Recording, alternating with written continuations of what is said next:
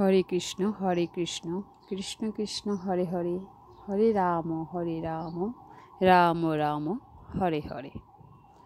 আজ তোমাদের জানাবো যে পাপের বাপের নাম কি। কথাটা শুনে একটু অবাক লাগছে না? পাপের আবার বাপ কিসের? হ্যাঁ বন্ধুরা, তোমাদের সাথে আমি এটাই আজ বর্ণনা করব। তাহলে শুনো, একটা গল্পের মাধ্যমে বর্ণনাটা করি। এক শহরে এক ব্রাহ্মণ বাস করতেন। তার একটি সন্তান ছিল। বিদ্যা শিক্ষার জন্য তাকে গুরুকুলে পাঠানো হলো। কিছু বছর পর শিক্ষা সম্পূর্ণ করে সে বাড়ি ফিরে এলো। এসে তার পিতাকে বলল, পিতা, আমি সকল শাস্ত্র তথা বেদ, পুরাণ, ভাগবত, স্মৃতি সব অধ্যয়ন করে এসেছি। কোনো কিছুর আর বাকি নেই। আপনি আমায় পরীক্ষা করে দেখতে পারেন। তখন ব্রাহ্মণ বললেন, সে ঠিক আছে, তো ওসব এখন নয়, পরে জিজ্ঞাসা করে দেখা যাবে। তুমি এত শিখে এসেছ তখন তোমায় একটা প্রশ্ন করি। তার যদি উত্তর দিতে পারো তবে জানবো তোমার শিক্ষা সম্পূর্ণ হয়েছে। তখন ব্রাহ্মণপুত্র বলল, বেশ, আপনি জিজ্ঞাসা করুন। তখন ব্রাহ্মণ বললেন, আচ্ছা, পাপ কি জানো তো? পুত্র বললেন, হ্যাঁ। তখন ব্রাহ্মণ বললেন, বলো তো, পাপের বাপ কে? পুত্র বলল, পাপের বাপ। শুনে তো ব্রাহ্মণ পুত্র অনেক চিন্তা করলেন, চিন্তা ভাবনায় পড়ে গেলেন। কিছু বুঝতে পারছেন না, কিন্তু কিছুতেই উত্তর খুঁজে পেল না। তখন সে তার লোটা কম্বল নিয়ে বেরিয়ে পড়ল আর পিতাকে বলে গেল, আমি যাচ্ছি এই প্রশ্নের উত্তর খুঁজতে। যত দিন না এর উত্তর পাই তত দিন আমি এই গৃহে ফিরব না। এই বলে ব্রাহ্মণপুত্র দেশ দেশান্তরে ঘুরে বেড়াতে লাগলো আর সকলকে জিজ্ঞাসা করতে লাগলো পাপের বাপ কে। কিন্তু কারুর কাছেই এর সদুত্তর পেল না।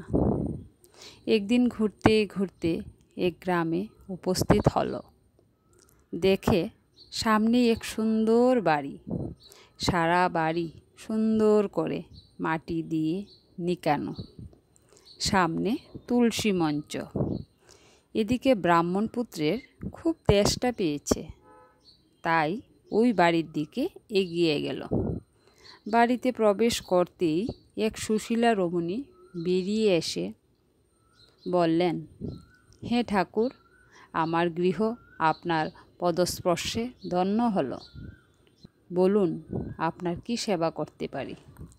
তখন ব্রাহ্মণপুত্র বলল, আমি খুব তৃষ্ণার্ত, আমার একটু জল চাই, একটু জল দিতে পারবে?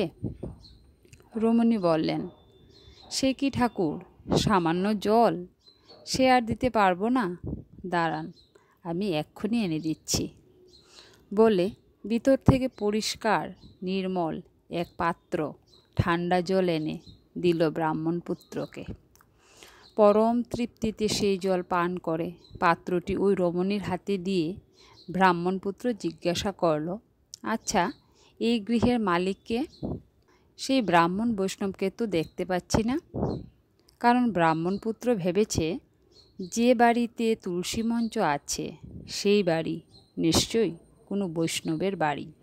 যাই হোক, ব্রাহ্মণপুত্রের প্রশ্নের উত্তরে ওই রমণী বললেন, ঠাকুর, এ কোনো ব্রাহ্মণের গৃহ নয়, এ হলো এক দেহ পসারণীর গৃহ, মানে একজন বারবনিতার গৃহ। আমি এই গৃহের মালিক। এই শুনে ব্রাহ্মণপুত্র 3 লাফ খেয়ে উঠে বলল, ছি ছি, হায় রাম, এ কি করলাম আমি?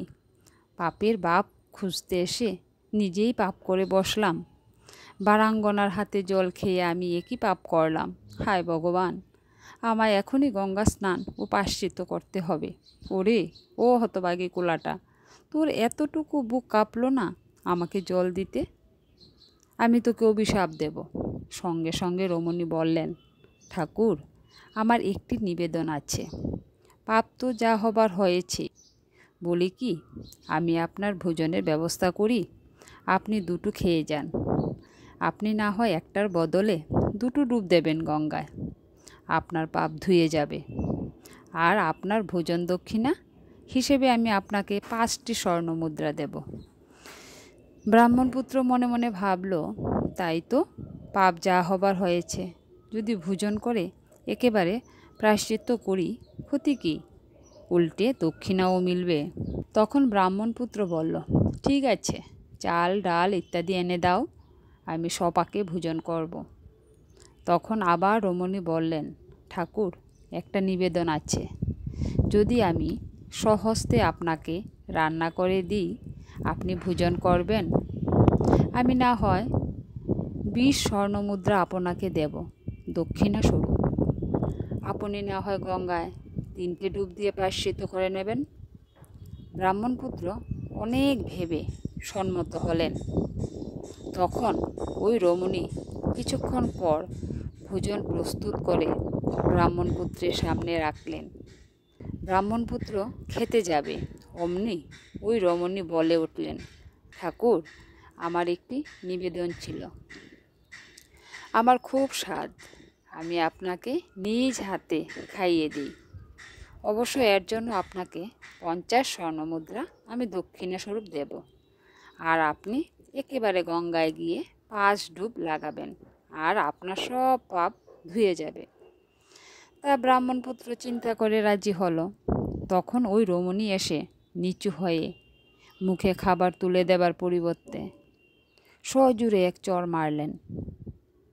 তখন ব্রাহ্মণপুত্র রেগে আসন ছেড়ে উঠে বললেন, কুলোটা, তোর এত সাহস, তুই আমার গালে চড় মারিস, তোর সমূহ সর্বনাশ হবে। তখন ওই রমণী বললেন, ঠাকুর, তুমি যে আমার হাতে খেতে চাইলে, এ কুলাটার হাতে খেতে চাইলে কেন, বলতে পারো? ব্রাহ্মণপুত্র বললেন, তোর ভক্তিভাবে আমি রাজি হয়েছিলাম। রমণী বললেন, ভুল। তুমি নিজেকে নিজে প্রশ্ন করে দেখো, কোনো ভাব প্রেম নয়, তুমি স্বর্ণমুদ্রার লোভে রাজি হয়েছিলে।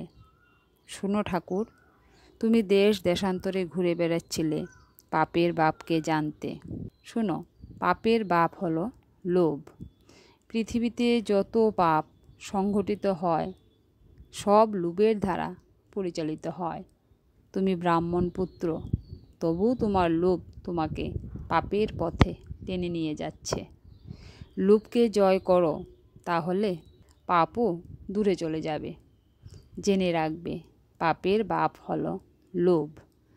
ব্রাহ্মণপুত্র সব শুনে আস্তে আস্তে এই গৃহ পরিত্যাগ করে নিজ গৃহের দিকে যাত্রা করল। হরে কৃষ্ণ কৃষ্ণ কৃষ্ণ হরে হরে, হরে রাম রাম রাম হরে হরে।